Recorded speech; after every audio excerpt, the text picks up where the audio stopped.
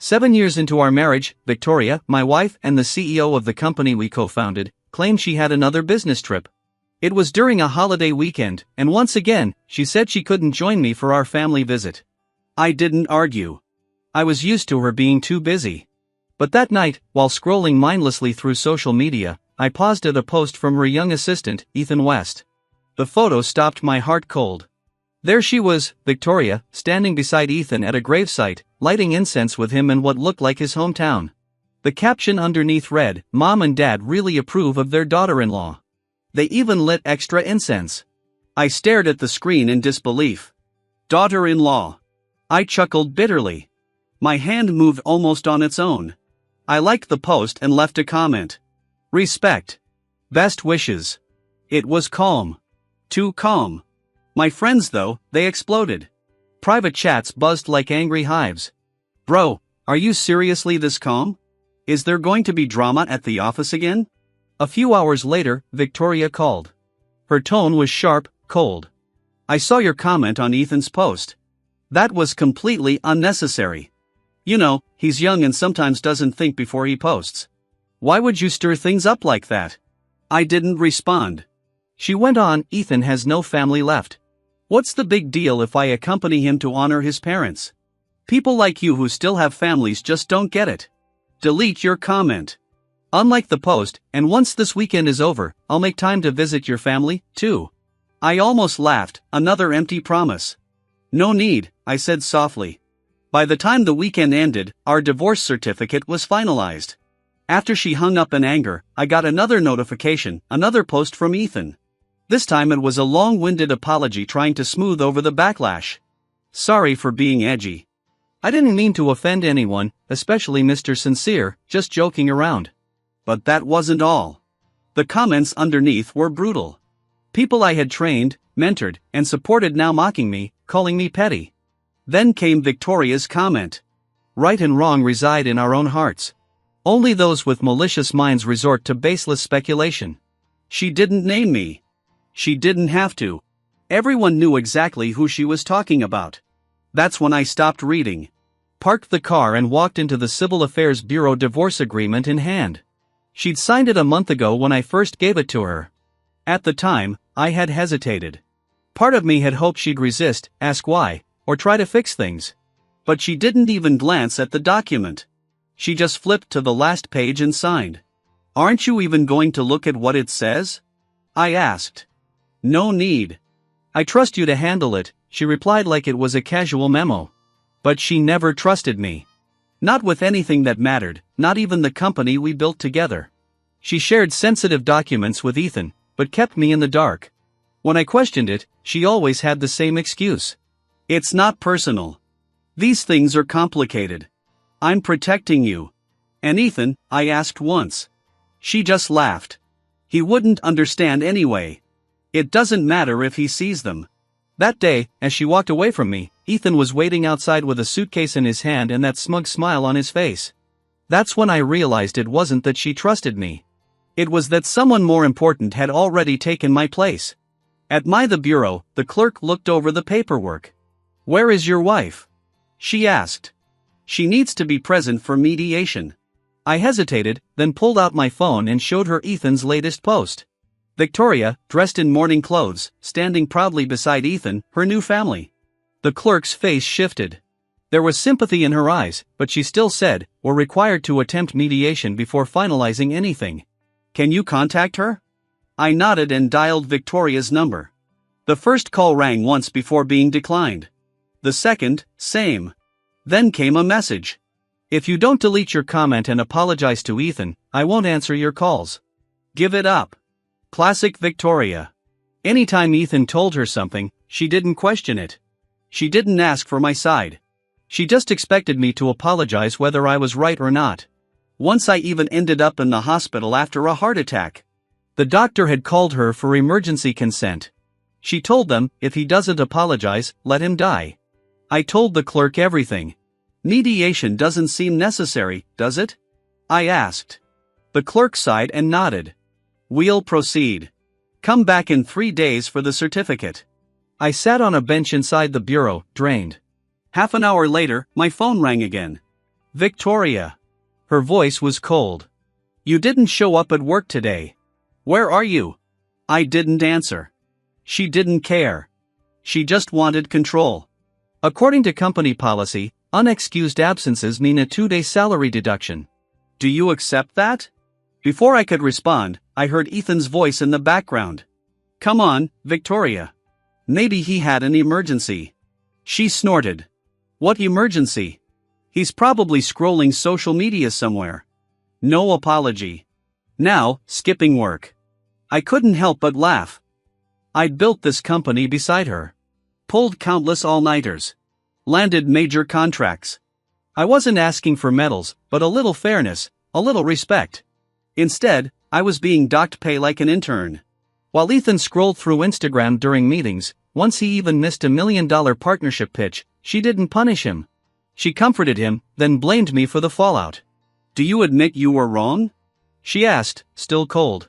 I paused. Yes, I was wrong. Wrong not to see your true colors sooner. She cut me off before I could finish, clearly pleased with what she thought she heard. Good. Then I'll waive the fine, but you still need to make up for the absence. I've sent you Ethan's project review and complete it by the weekend. A message pinged. I opened it. Of course, another botched assignment Ethan had dumped. And like always, I was expected to clean it up. If it succeeded, he'd get the bonus. If it failed, I'd get the blame. I looked at the file and said calmly, Shan can handle it. There was silence. What did you say? She snapped. She wasn't used to me saying no, but I didn't let her respond. I hung up. Just then, the clerk returned with the paperwork in hand. You're all set. Come back in 3 days to collect your divorce certificate. 3 days. By then, Victoria would be back from her business trip. I wondered what she'd feel when she saw that piece of paper, if she'd feel anything at all. I went to the company to finalize my resignation. As the HR officer was stamping the paperwork, my eyes wandered to the photo wall near the reception, a collection of snapshots from team building events over the years. One photo stopped me cold. It was Victoria smiling so warmly as she fed me a piece of barbecue. Someone had snapped the picture during a weekend camping trip years ago. 6 years to be exact. I could still remember how happy we were back then. Newlyweds full of dreams. That was the trip she organized to introduce me to the team. After I quit my high-paying job to help her start her business, I had pulled all my savings for her venture. No hesitation. Back then, Victoria was all over me, hugging me in front of everyone, kissing my cheek, feeding me like we were some couple from a romance drama. The team had teased us for being so disgustingly sweet. And she had loved that photo. She had it framed and placed it right at the center of the display wall, the most prominent spot. But now things had changed. That central place was taken by a glossy staged picture of her and Ethan, arms intertwined at a company gala, sipping wine like some perfect power couple. The photo of us cramped in the far corner. I had to really search to find it. After a pause, I reached up and quietly took the photo off the wall. The HR officer looked up as if to object, then saw which photo I had taken. She paused, then said nothing. Maybe she figured if Victoria had moved on, she wouldn't care about an old picture anyway. Your resignation's processed, she said curtly. Just complete the handover and you're free to go. I blinked. Already? Victoria signed off? She approved it instantly, the HR officer replied, smirking. What? Having second thoughts already? No, I said quickly. Actually, I'm relieved. Saves a lot of hassle. She didn't believe me. Her look said it all. Cold, skeptical. It didn't matter. In a company this small, gossip traveled faster than email. Everyone already knew what had happened. Everyone was waiting for some kind of drama. I didn't give them the satisfaction. After wrapping up the handover, I packed up my things. A few colleagues exchanged glances, and I caught one guy subtly sticking his foot out in my path. Another held up his phone, camera ready, hoping to record me tripping. I saw it all, but didn't react. Instead, I walked straight toward the guy with the outstretched foot and stepped down hard on it. He yelped and cursed, but I kept walking. No words, just the door slamming behind me. Day 2, I listed the apartment. It was an off-plan property I'd bought right after we got married. I had paid the full amount, money I'd borrowed from my parents, because Victoria said she didn't have the funds. I didn't ask questions back then. I renovated the place myself, bought all the appliances, made it a home. I even planned to add her name to the deed when it was ready. But just before that could happen, Ethan West appeared. Without my knowledge, Victoria transferred the car, my car, fully paid for, though registered under her name, to Ethan. And she did it for an absurdly low price. When I confronted her, she just shrugged. Ethan's alone in the city. He has no family. It's hard for him. Giving him the car helps him commute. He can work better and bring more profit to the company. And besides, she added like it was nothing. The car was a gift from you to me. I can do what I want with it, right? I was speechless. That's when I decided when I finalized the house deed. I left her name off.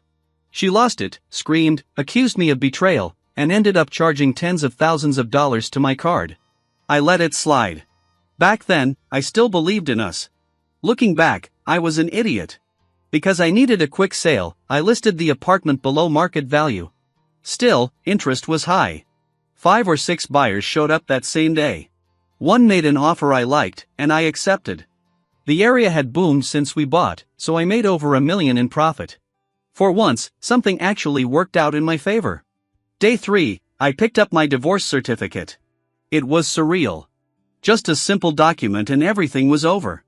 That same afternoon, I saw a flood of social media posts from Ethan. He and Victoria were back in his hometown living their best lives. Zoo trips, feeding peacocks, her hand in his internet cafes, late-night gaming sessions. She'd even stood up to his snooty relatives, calling herself his CEO girlfriend. This from the woman who hated games, hated noise, hated smoke. I figured she'd be too happy to come home soon. Maybe she'd stay a few extra days. But when I returned to the apartment that evening, I heard laughter inside. Her laughter. I froze outside the door, confused. And then I heard a familiar voice. I think Ethan's a good guy. Handsome, stable, no bad habits. Maybe you should consider dating him. Victoria, said her mother. Eleanor Fairchild. And no in-laws to deal with, she added. You two would have beautiful kids, unlike that sincere, useless man. Couldn't even give us grandchildren. Is he even capable? I stood there stunned.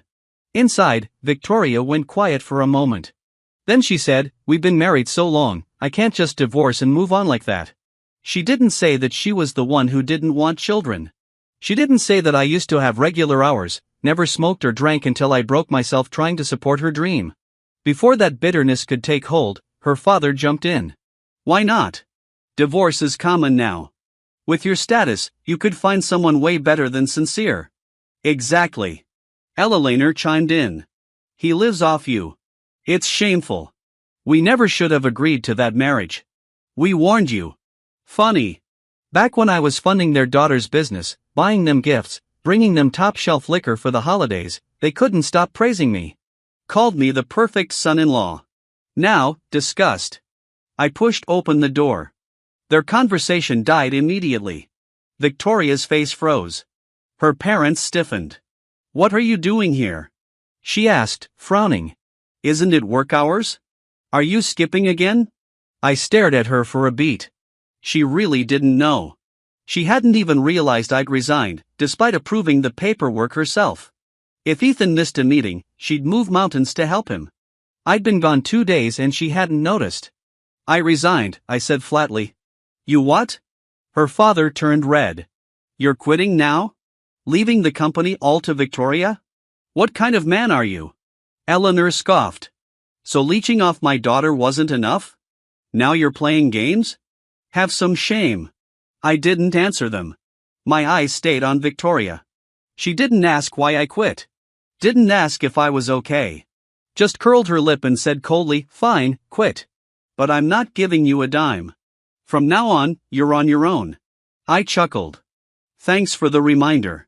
Right then, Ethan strolled out of the bedroom like it was his place. Hey, what's going on? He asked with mock innocence. Did I hear Sincere resigned? I wasn't even surprised anymore. Of course, he was here. He was tired from the trip, Victoria said quickly. I let him crash here. Yeah, sorry for intruding, Ethan added smoothly. I brought you something, though, a little gift. He held up a bag of fruit, cheap stuff from the market. One of the apples had the Chinese character for joy written on it, the same kind of fruit he'd posted earlier at a cemetery. Almost laughed. Do you usually give people fruit meant for graves? I asked. Victoria glared. Must you be so rude? He picked those specially for you. Ethan stepped up, finding hurt. It's okay, Victoria. I get it. He's angry. It's my fault. I come from a poor background. I just wanted to do something nice. You don't need to do anything, I said. You've already done enough. Oh please, Eleanor snapped. Sincere never appreciated anything. A snob. That's all he is. She took the fruit from Ethan and smiled warmly at him. Don't worry, Auntie loves your gift, Arthur added coldly. At least someone in this house has manners. I looked around the apartment one last time. I had paid for every inch of it. But I was the outsider now, and honestly I was done. Let them have it. Let them have each other. I walked out with nothing but my dignity, and that was more than enough. Victoria froze. Arthur and Eleanor went rigid too. Ethan was the first to react.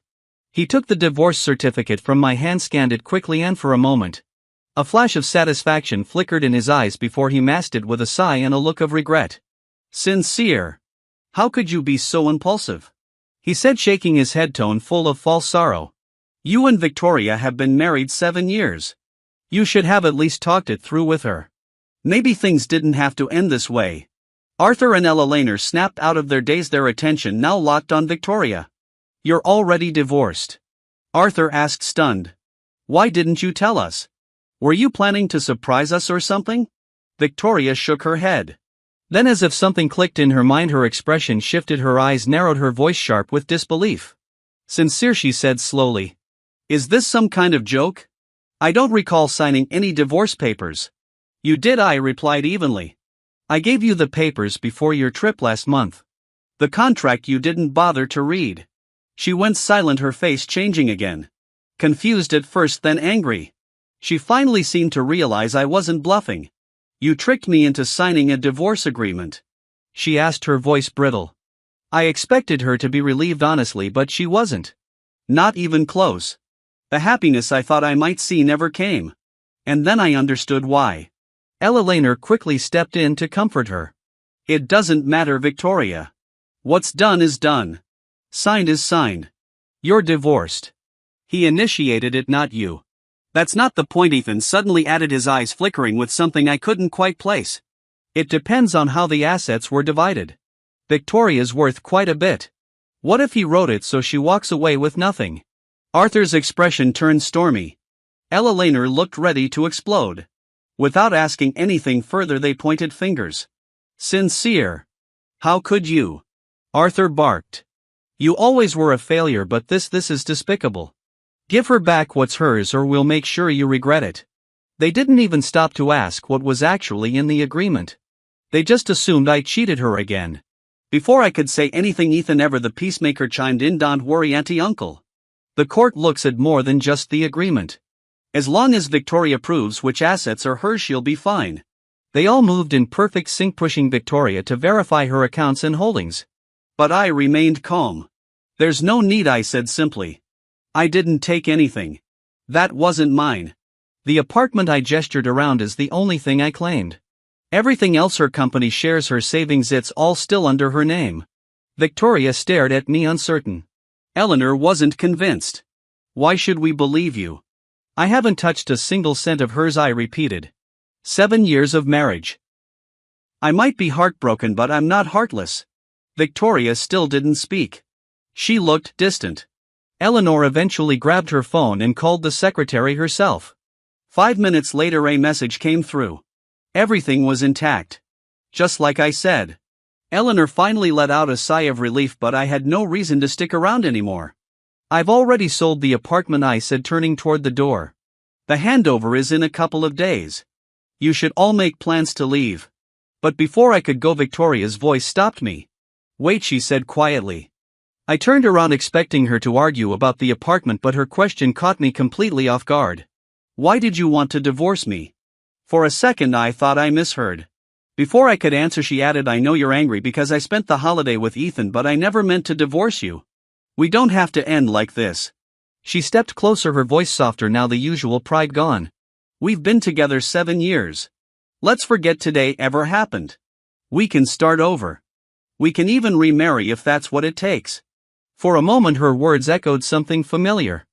I remembered the last time we stood at the Civil Affairs Bureau ready to file the paperwork. That day too she'd backed out at the last second. She told me it wasn't worth it to throw away everything we'd built. And even though I was hurt, I agreed. I pretended nothing happened. We walked out hand in hand. She probably thought I'd do the same today. But she was wrong. I looked at her and let out a hollow laugh. Did she think I enjoyed being the one who always begged to stay? That I liked pretending nothing was wrong? Still, I didn't understand. She clearly had feelings for Ethan. So why this hesitation now? She must have taken my silence as another sign of weakness, of hope. She gently linked her arm through mine. Was doing it for your own good? She whispered. I just wanted to open your mind a little, help you grow. I pulled my arm away. I don't need that kind of help, I said coldly. Save it for Ethan. Her face drained of color. I heard everything earlier at the door. The three of you. You said I'm no longer worthy of you. Victoria looked like she'd been slapped. Ethan, ever quick on his feet, jumped in. Sincere, you must have misunderstood.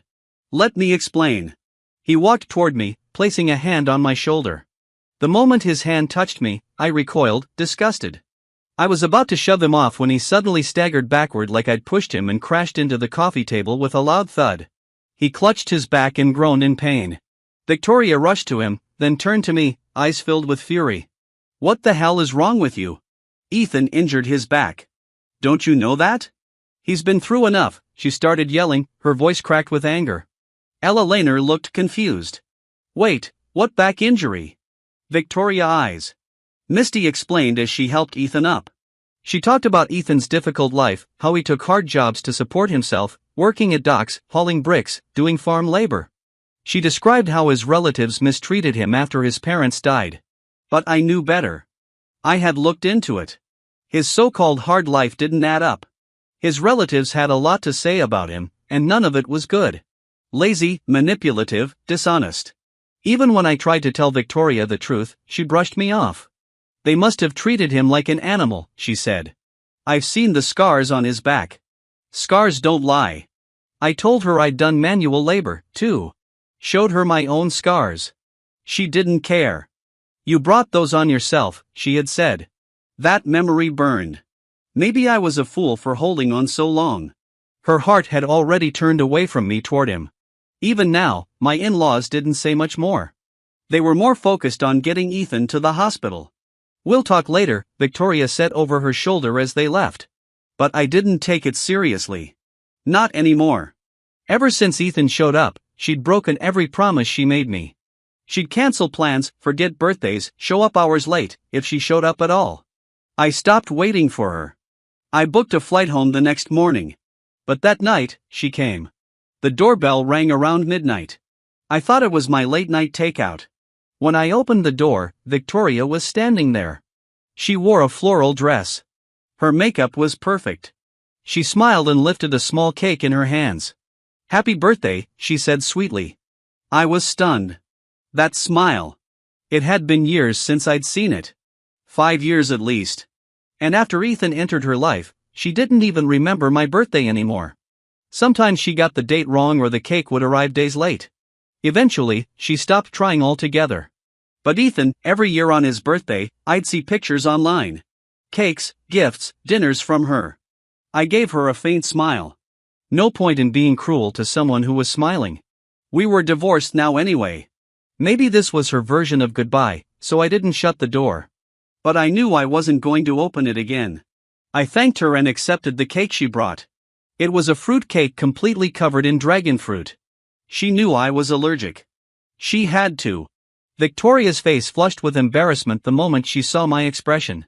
"The shops were all closed by the time I got around to it," she said, trying to smile. "I had to run all over town to find this one. Birthdays are just symbolic anyway, right? And you don't even like cake that much." I nodded, even though the bitterness stung more than the allergy ever could. "Just say whatever you came to say," I told her. "I've got an early flight tomorrow." I can't let you stay long. Victoria hesitated. Where are you going? Home, she looked confused. And when will you be back? I'm probably not coming back, I said simply. I never liked this city. I only came here because of you. And now that it's over, I've got no reason to stay. There was a brief silence. Her voice softened, a hint of panic slipping through. Are you still mad about this afternoon? Ethan heard his back. I was just worried. I panicked, that's all. But I meant what I said. I don't want a divorce. I want us to remarry after 7 years of marriage. Can you really just throw it away like this? What's the alternative? I asked, looking her in the eye. You want us to stay married while I watch you cozy up to another man? She frowned. Sincere? Why do you have to be so harsh? I'm just being honest, I said. Am I wrong? I only felt bad for Ethan. He's struggling. I just wanted to help. Help him. I raised an eyebrow by going to his family's house and playing the part of someone else's daughter-in-law. She didn't answer. I could feel the argument heading nowhere. And honestly, I was tired. If you really want to help him, then fire him. You have plenty of contacts. Get him a job somewhere else. Predictably, Victoria shook her head. Business is business. Ethan hasn't done anything wrong professionally. I can't just fire him because you're suspicious. Then we have nothing left to talk about. I walked over to the door and opened it, motioning for her to leave. Her expression darkened. Sincere. How did you become like this? So cold. So paranoid. Paranoid? I snapped. Or maybe I'm just seeing things clearly now. Maybe the person feeling guilty is the one who's acting suspicious. I looked straight at her when I said it. She clenched her fists and stomped her foot in frustration. Fine. Don't regret this. And just like that, she walked out again.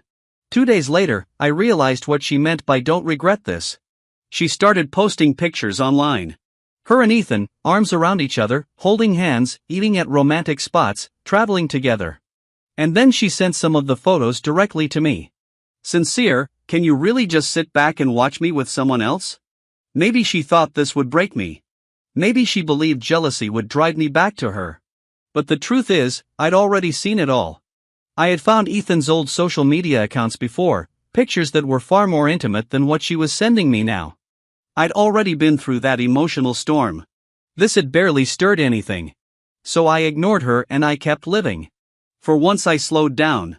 I let the sun warm my skin. When I was with Victoria, I was always rushing, working late, chauffeuring her around, cleaning up after her drunken nights, handling household chores, solving Ethan's endless work issues. I barely had time to breathe. And when I asked to rest, she'd guilt me into staying awake for her. I had spent so long thinking about her. Now I was finally thinking about me. My parents had already known about the divorce. Ever since Ethan came back into the picture, Victoria had barely visited them, and some of the things she'd done in the past had hurt them deeply. So when I told them about the split, they didn't object. They said they would support whatever decision I made. Eventually, Victoria stopped messaging. I figured our lives had finally split for good, like two lines crossing briefly, only to drift away forever. But life rarely plays out that cleanly. One afternoon, while I was at my grandmother's place, sweating under the sun and clearing weeds from the land, something I'd learned to do years ago while helping in Victoria's hometown, my phone rang. It was her, Victoria. I almost declined the call, but just then, a drop of sweat slipped down my brow and landed squarely on the screen. Accidentally, answering it. Sincere. It's been a month. Her voice came through soft and hesitant. You're not still angry, are you? I wiped my forehead, letting out a dry laugh. What anger? Do you really think I divorced you out of spite? You mean you weren't just mad? I was amused by the innocence in her voice. Before I could reply, I heard Ethan in the background. Victoria, who are you talking to? That was enough for me. I hung up. I didn't think much of it until a few days later when she actually showed up. She had lost weight. Dressed in a flowing white dress, makeup flawless as ever. But something about her looked worn down, tired, hollow. My parents greeted her with open arms, laying out her favorite fruits and snacks like they always used to. That warmth in them never changed. I walked in and paused, surprised. What are you doing here? My parents quickly made up excuses to leave the room. That's when I realized Victoria must have come hoping to use them as mediators. You don't need to waste your time, I told her plainly. My parents respect my choices. She looked away, lips pressed tightly together. Besides, I continued, everyone's seen where your priorities have been these past few years. I paused. And you know it, too, better than anyone. Her silence said everything. I could tell my parents had already turned her away before I got home. Victoria's face didn't carry her usual pride. Her smile was weak, the corners of her mouth trembling like someone who had used up all their strength just to show up. I admit it, she said softly. I made a lot of mistakes over the years, but I know that now. And all I've been thinking about since the divorce is you. You're the one I love. Sincere. Maybe you don't care about our 7 years together, but I do. I'm not that heartless. She covered her face and began to cry. Really cry. The kind of sobbing that used to tear at my heart. There was a time when just one of her tears would have made me do anything for her. But now, I felt nothing but silence inside. No pain, no pull, just a quiet finality. I kicked Ethan out. She choked out between sobs. Let's try again. Let's remarry, please. I looked at her, makeup perfect, dress flowing, eyes pleading, but none of it moved me. That part of me had long died. There's no need, I said gently but firmly. It's too late. She stared at me like she couldn't believe what she'd heard. So, you don't love me anymore? I shook my head. No, I don't. Please leave. She didn't move. I figured mentioning Ethan might jolt her. You should go, I said. It's late. Ethan might be worried. Instead of reacting with anger, her expression shattered. She broke down even more. Ethan deceived me. He's not who I thought he was, she whispered, voice trembling. He embezzled money from the company. When I found out, it was already too late. There was a massive financial hole. I've reported him to the police. I'm pressing charges. She looked up at me with swollen eyes. He even used my phone to approve your resignation. I saw his old messages to you. He was driving a wedge between us this whole time. If only I'd realized sooner. If only you had told me earlier. I finished the sentence for her calmly. Even if I had, you wouldn't have believed me. She froze. You saw Ethan as a lost puppy that needed saving and me as the jealous husband. So no matter what I said, you would have thought I was just being possessive, throwing a fit. She tried to argue, but I didn't give her the chance. I warned you about him. His mistakes at work. His intentions toward you. You brushed it all off. You let him get close. You trusted him more than me. Victoria said nothing. Just stood there with that hollow look in her eyes. I gave years of my life to you, to the company. If you truly valued me, my resignation wouldn't have passed so easily. But you didn't even read the divorce papers properly. You were already planning your trip abroad with him. I exhaled slowly. The truth is, Victoria, you stopped loving me long before I stopped loving you. If it hadn't been Ethan, it would have been someone else. A different man. A different excuse. Being with you drained me. I don't have anything left to give. Her face turned pale, her body rigid. She tried to hold herself together, but the weight of my words crushed whatever hope she'd been holding on to. She covered her face again and cried, but this time she didn't make a sound. I watched silently, letting her cry. After a few minutes, she turned to leave. Halfway out the door, she stopped and looked back. I won't bother you again, she said, her voice small. But can I have that photo? I frowned. What photo? The one from the team building trip of us. I think it was pinned on your photo wall. I remembered it. A faded photo tucked in the corner, yellowed by time. I burned it. I said the day I came home after the divorce. You're asking too late. Her eyes lost whatever light they had left. She stood there for a moment, broken in a way I'd never seen before. Then, without another word, she turned and walked out. Her slender frame disappeared into the night, and I somehow knew deep down that would be the last time we ever saw each other. I was wrong. A few weeks later, I heard what happened. After Victoria returned home, Ethan, facing imminent arrest, tried to get back into her good graces. He showed up again, begging for forgiveness, promising to change. But this time, Victoria stood her ground. She refused. During the argument, things turned violent. In a struggle on the apartment balcony, Ethan pushed her. Maybe it was an accident. Maybe it wasn't. But she fell 19 floors. She died instantly. Ethan was arrested on the spot. He was later convicted of multiple charges, including involuntary manslaughter. He was sentenced to 20 years in prison. When news of Victoria's death broke, her father, Arthur, tried to salvage the company. But during the financial review, they uncovered millions in debt, all under her name. The shock triggered a heart attack. He passed away during her funeral despite efforts to revive him. Her mother, Ella Lehner, couldn't take the double blow. Her hair turned white in a matter of days. She stopped speaking. Eventually, she disappeared. Rumors said she checked herself into a private care facility. No one's seen her since. By the time I heard all this, I was already finalizing my parents' passports for their first ever overseas trip. We were planning to travel together. No destination, just wherever life took us. Life can be cruel and it can be kind and it's always fleeting. But after everything, every storm, every scar, every heartbreak, I was finally free. My past was behind me. My future open and bright.